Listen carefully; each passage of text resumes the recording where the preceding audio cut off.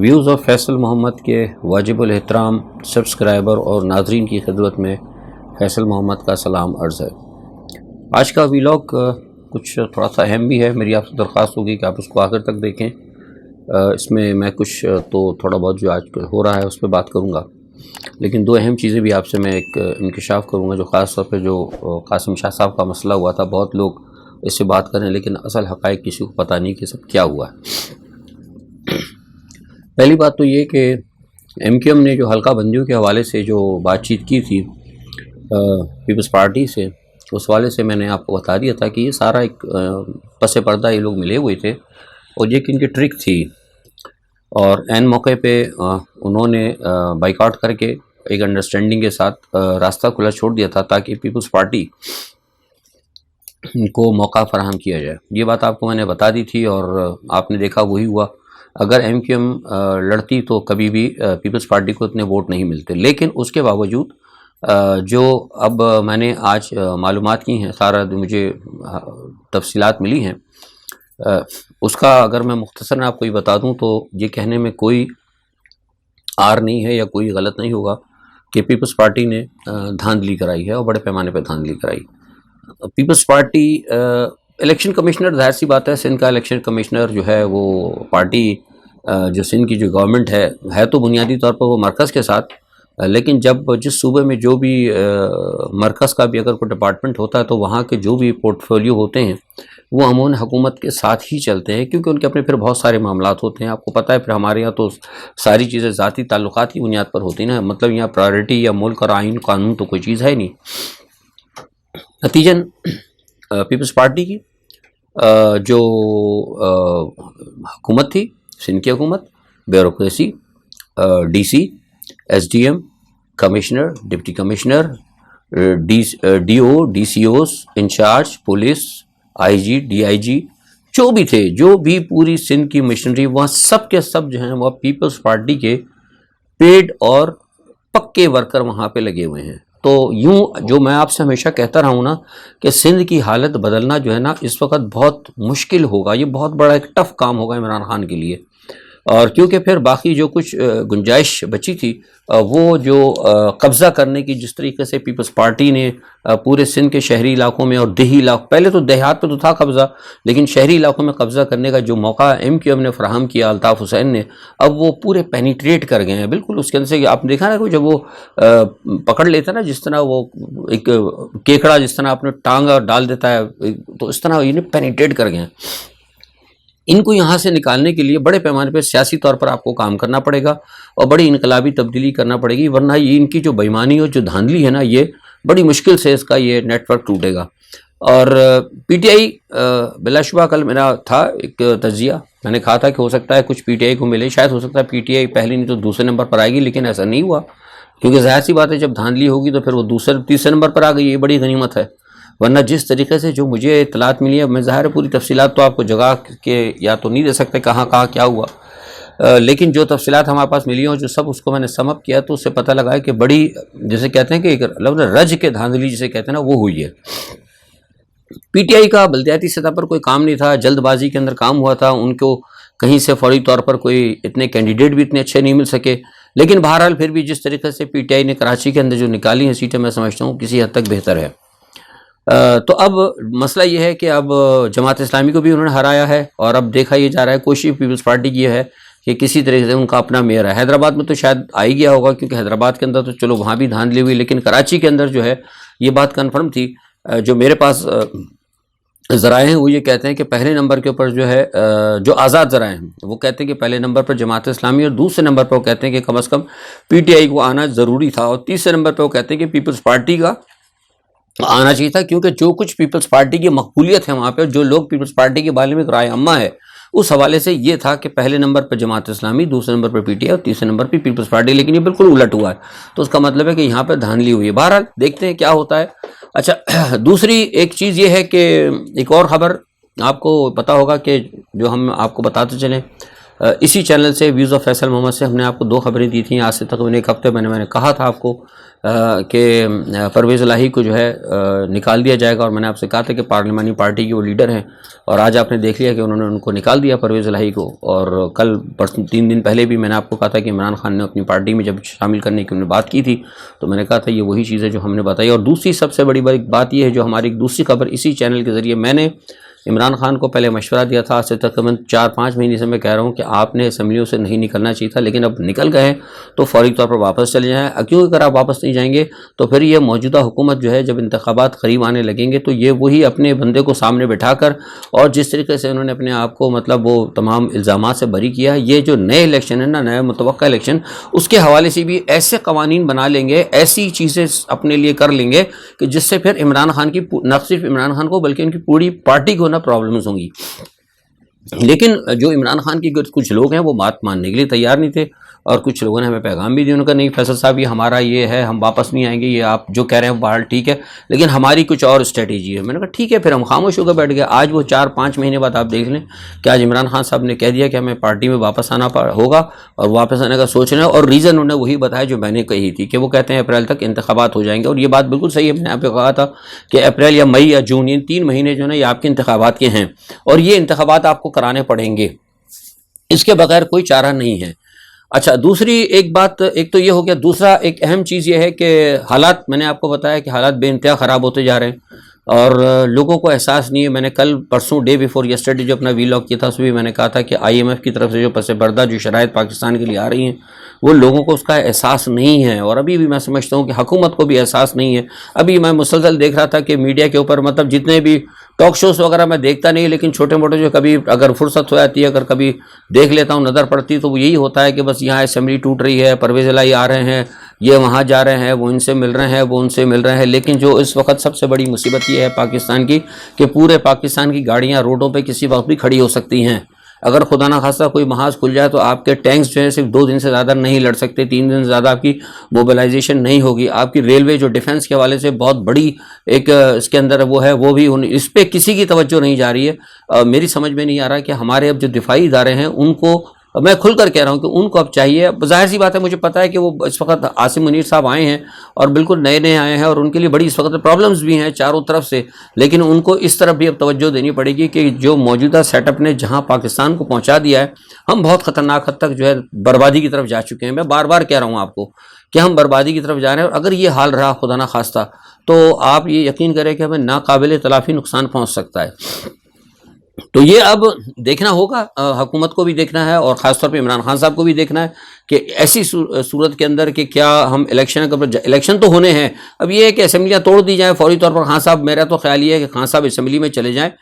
قومی اسمبلی میں جائیں, وہاں پہ جا کے فوری طور کے اوپر جو کہتے ہیں وہ اپنا جو بھی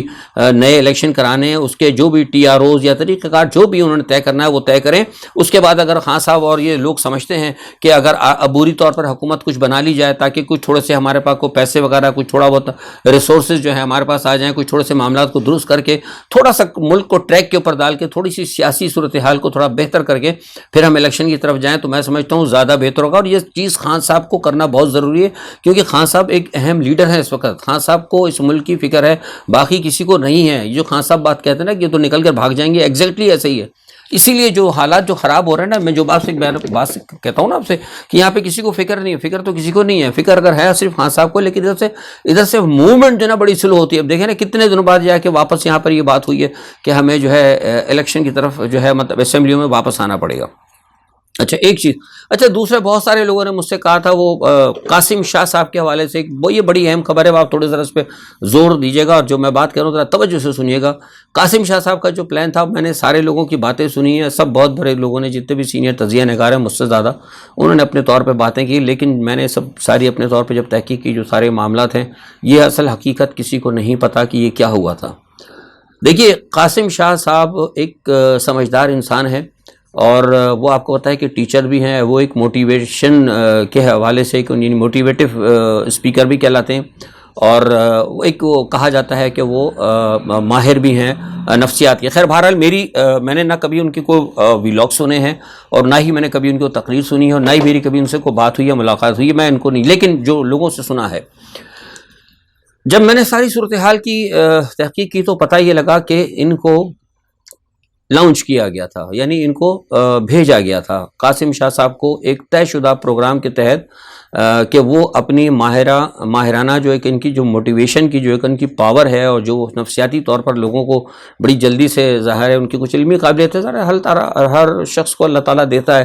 تو لوگ جتنی جلدی ان سے موٹیویٹ ہو جاتے ہیں، تو اس موٹیویشن کی وجہ سے ان کو لانچ کیا گیا تھا۔ اور لانچ کرنے والے، اب میں ایک بات بتا دوں ذرا غور سے سنیں، لانچ کرنے والے میں نئی عسکری قیادت کا کوئی بھی اس کے اندر ہاتھ نہیں تھا۔ بس اس بات کو یہاں پہ آپ ذرا بلاک لگائیے گا۔ جب ان کو بھیجا گیا تو بنیادی طور پر بات یہی تھی کہ وہ گئے اور آپ کو پتہ ہے کہ وہ شہباز شریف سے بھی ملے، وہ جا کے پرویز الہی سے بھی ملے، اور پھر وہ عمران خان سے بھی ملے۔ بنیادی طور پر کوشش یہ تھی کہ پرویز الہی کو بھی کہیں نہ کہیں وہ موٹیویٹ کر لیں، قائل کر لیں۔ کسی حد تک پرویز الہی کو قائل کیا ہوگا، کیونکہ پرویز الہی کی طرف سے تو خیر کوئی بات آئی بھی نہیں، اور ٹھیک ہے وہ انہوں نے کیا۔ شہباز شریف کے پاس بھی ظاہر ہے کوئی ایسی بات نہیں ہوئی، لیکن ظاہر سی بات ہے کہ جب کوئی بڑا ایک کام کرنا ہوتا ہے تو پہلے دوسروں تیسروں کو سب کو اعتماد بھی دینا پڑتا ہے۔ بنیادی طور پر ان کو لانچ کرنے کا مسئلہ جو وجہ تھی وہ یہ تھی کہ جو پنجاب کا نیا سیٹ اپ آ رہا ہے، اس سیٹ اپ کے اندر ان کو کوئی ایک اہم پوسٹ دلوانی مقصود تھی۔ اصل میں آپ کو کہانی بتا رہا ہوں جس کی طرف میں نے پہلے بھی اشارہ کیا تھا، لیکن وہ میں نے پھر نہیں کیا اس لیے کہ بات نہیں کی تھی، اس لیے کہ جب تک ثبوت نہیں آ جائیں یا جب تک صحیح معنوں میں تصدیق نہیں ہو جاتی تو ذرا پھر مزہ نہیں آتا بات کرنے کا۔ بنیادی طور پر پلان یہی تھا کہ جو نئی نگراں حکومت یا نگراں سیٹ اپ جو آ رہا ہے اس کے اندر قاسم شاہ صاحب کو سیاست کے اندر ڈال کر ان کو پنجاب کے اندر کوئی اہم عہدہ دے دیا جائے، اور جس لیے ان کو لانچ کیا گیا تھا، یہاں یہ بھی بتا دوں کہ وہ مقصد بہت اچھا تھا۔ اب کسی نے لانچ کیا وہ ابھی میں بات نہیں کروں گا، مقصد بہرحال ان کا اچھا تھا، طریقہ کار انتہائی غلط ہو گیا، کیونکہ بیسیکلی وہ خود ایک اسپیکر ہیں، وہ خود ایک بہت بڑے لیکچرر ہیں، اور عموماً جو لیکچررز ہوتے ہیں یا جو اسپیکر ہوتے ہیں یا جو پبلک کو موٹیویٹ کرتے ہیں، وہ عموماً ان کے اندر قوت سماعت بہت کم ہوتی ہے، وہ برداشت نہیں کرتے، وہ زیادہ تر خود بات کرتے ہیں، اور سننے کو وہ تلقین ان کی نہیں، مطلب ان کی تلقین یہ ہوتی کہ صرف ان کی بات کو سنا جائے، وہ نہیں خود کسی کی سنتے۔ جب وہ عمران خان کے پاس گئے ہیں تو عمران خان صاحب، ظاہر سی بات ہے آپ کو پتہ ہے عمران خان صاحب کا ایک علیحدہ ایک ویژن ہے، اور وہ جو بات کرتے ہیں وہ کچھ اور کرتے ہیں، چونکہ وہ خان صاحب کو موٹیویٹ کرنے کے لیے گئے تھے کہ خان صاحب کو کسی طریقے سے کہیں شیشے میں اتاریں، اور وہ بہت ہی معتقد ہو کے، یعنی خان صاحب ان کے کہیں کہ جناب بھائی واہ، تو قاسم شاہ صاحب آپ نے تو کمال کر دیا، لیکن چونکہ خان صاحب کو پتہ نہیں کو ٹھیک ہے کہ ان کا اللہ تعالیٰ کی ایک خداداد صلاحیت ہے، وہ ان سے موٹیویٹ نہیں ہوئے، اور بہت ساری باتیں جو قاسم شاہ صاحب کرنا چاہ رہے تھے وہ نہیں ہوئی۔ نتیجہ کیا ہوا کہ قاسم شاہ صاحب وہاں سے واپس آئے، واپس آ کے جنہوں نے ان کو بھیجا تھا، غور طلب بات ہے، جنہوں نے ان کو بھیجا تھا، کسی نے بھی بھیجا XYZ، جنہوں نے ان کو بھیجا تھا ان کو آ کے قاسم شاہ صاحب نے کہا کہ جناب یہ تو صورتحال ہے، وہ آدمی تو کسی کی سننے کے لیے تیار نہیں ہوتا، وہ تو کہتا ہے کہ ہر بندے کا جو ہے نا، جو بھی مطلب